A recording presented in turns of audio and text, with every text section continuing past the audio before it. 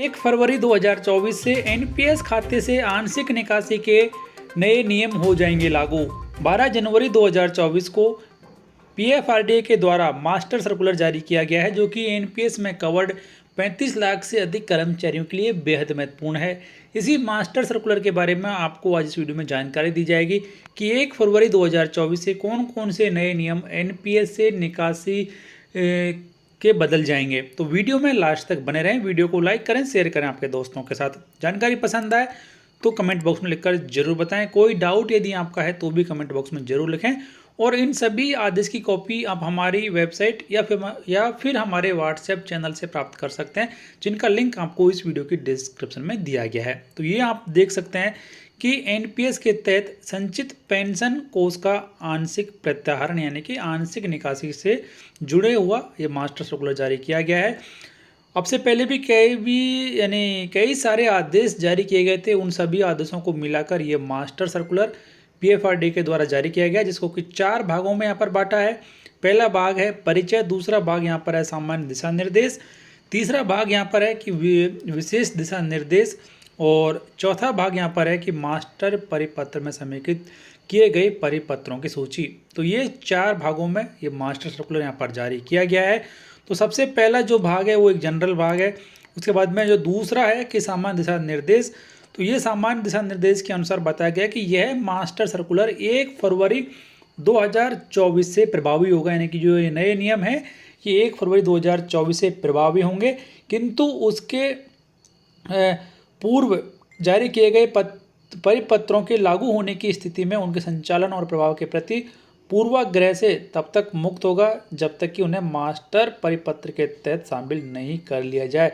लेकिन जनरली यहाँ पर जो नए आदेश हैं ये 1 फरवरी 2024 से लागू हो जाएंगे नए नियम, तो सभी एनपीएस में कवर्ड सरकारी कर्मचारियों के लिए। उसके बाद में जो तीसरा भाग है यहाँ पर वो काफ़ी महत्वपूर्ण है, जो कि जुड़ा हुआ है पार्शियल विड्रॉल से, यानी कि आंशिक प्रत्यारोहण का उद्देश्य। तो यहाँ पर कहा गया कि जो विड्रॉल फॉर्म जमा करने की तिथि पर अभिदाता को नियोक्ता के अंशदान को छोड़कर अपने व्यक्तिगत पेंशन खाते से अपने अंशदान का, जो कि 25% से अधिक नहीं है, उसका आंशिक प्रत्याहरण करने की अनुमति है।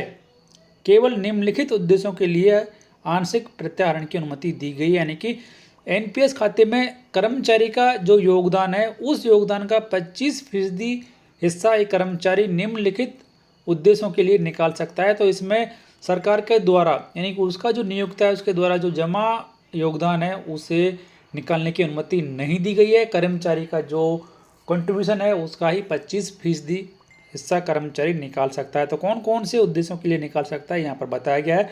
तो पहला उद्देश्य यहाँ पर है कि सब्सक्राइबर के बच्चों की उच्च शिक्षा, जिसमें कानूनी रूप से गोद लिया गया बच्चा भी शामिल है।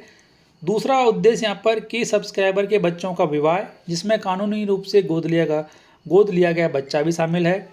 तीसरा यहाँ पर उद्देश्य है कि अभिदाता द्वारा स्वयं के नाम या कानूनी रूप से विवाहित अपने जीवन साथी के साथ संयुक्त रूप से किसी आवासीय मकान या फ्लैट की खरीद या उसका निर्माण। हालांकि यदि अभिदाता पहले से ही एक आवासीय घर या फ्लैट का स्वामी है तो उसे निकासी की अनुमति नहीं होगी। तो ये यहाँ पर एक नई कंडीशन डाल दी है कि यदि कर्मचारी के पास पहले से अपने नाम पर कोई मकान है तो वह घर बनाने के लिए या फिर फ्लैट खरीदने के लिए एनपीएस खाते से पैसा नहीं निकाल सकता। नेक्स्ट उद्देश्य यहाँ पर है कि निर्दिष्ट बीमारियों का उपचार, जिसमें कैंसर, गुर्दे की विफलता, इसके अलावा प्राथमिक पल्मोनरी धमनी, उच्च रक्तचाप, मल्टीपल स्क्लेरोसिस, प्रमुख अंग प्रत्यारोपण, कोरोनरी धमनी बाईपास ग्राफ्ट, महाधमनी graft surgery, heart valve surgery, stroke, हृदय पेशी रोधगलन, कोमा, पूर्ण अंधापन, पक्षाघात, गंभीर जीवन घातक प्रकृति की दुर्घटनाएं और कोविड-19 जैसी बीमारियों के लिए अस्पताल में भर्ती और उपचार खर्च शामिल है, यानी कि बीमारियों के इलाज के लिए भी पैसा निकाला जा सकता है। अभिदाता की विकलांगता या अक्षमता से उत्पन्न होने वाली चिकित्सा और आकस्मिक व्यय, इसके लिए भी पैसा निकाला जा सकता है। कौशल विकास, पुनः कौशल विकास या किसी अन्य सह विकास गतिविधियों के लिए अभिदाता द्वारा किया गया व्यय, उसके लिए भी पैसा निकाला जा सकता है। और अंतिम यहाँ पर है कि अभिदाता द्वारा स्वयं के उद्यम या किसी अन्य स्टार्टअप की स्थापना के लिए किया गया व्यय, यानी कि यदि कर्मचारी को कोई स्टार्टअप शुरू करना है, कोई बिजनेस शुरू करना है, तो वो भी यहाँ पर एनपीएस खाते से पैसा निकाल सकता है। तो ये कुछ ऐसे परिस्थितियां हैं जहां पर सरकारी कर्मचारी एनपीएस खाते से पार्शियल विड्रॉ कर सकता है। उसके बाद में आंशिक प्रत्यारोहण का लाभ उठाने के लिए पात्रता, मानदंड, सीमा और आवृत्ति, यानी कि कब कब कितना कितना पैसा निकाला जा सकता है, उसकी क्या फ्रिक्वेंसी रहेगी और कौन कौन इसके लिए योग्य है, ये भी यहाँ पर बताया गया है।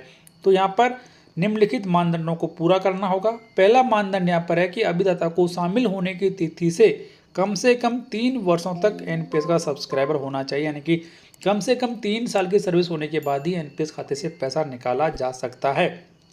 दूसरी कंडीशन यहाँ पर है कि आंशिक प्रत्याहरण राशि प्रत्याहरण के लिए आवेदन की तिथि तक नियोक्ता के अंशदान को छोड़कर अभिदाता के व्यक्तिगत पेंशन खाते में कुल अंशदान के 25% से अधिक नहीं होनी चाहिए। अंशदान पर सृजित रिटर्न आंशिक प्रत्याहरण करने वाले पात्र नहीं होंगे। तीसरी कंडीशन यहाँ पर कि एक अभिदाता को एनपीएस के तहत अपनी पूरी सदस्यता अवधि के दौरान अधिकतम 3 आंशिक प्रत्याहरण की अनुमति है। इसके बाद में आंशिक प्रत्याहरण के लिए पिछले आंशिक प्रत्याहरण की तिथि से अभिदाता द्वारा किए गए केवल वृद्धिशील अंशदान को अनुमति दी जाएगी, यानी कि 3 बार ही एनपीएस खाते से आंशिक निकासी एक सब्सक्राइबर के द्वारा की जा सकती है। तो ये एक महत्वपूर्ण जानकारी एनपीएस में कवर्ड सभी सरकारी कर्मचारियों के लिए। और किस तरीके से आपको फॉर्म लगाना है इसके बारे में आपको अलग से वीडियो बना दिया जाएगा, लेकिन ये कुछ महत्वपूर्ण बातें हैं जो कि 1 फरवरी 2024 से लागू होने वाली हैं एनपीएस से जुड़े हुए सभी कर्मचारियों के लिए। तो फिलहाल इस वीडियो में इतने। वीडियो को लाइक करें, शेयर करें आपके दोस्तों के साथ। चैनल सब्सक्राइब नहीं किया, चैनल को सब्सक्राइब कर लें, बेल आइकन जरूर प्रेस करें। कर्मचारियों और पेंशन भोगियों से जुड़ी हुई हर एक यूजफुल और लेटेस्ट अपडेट सबसे पहले देखने के लिए।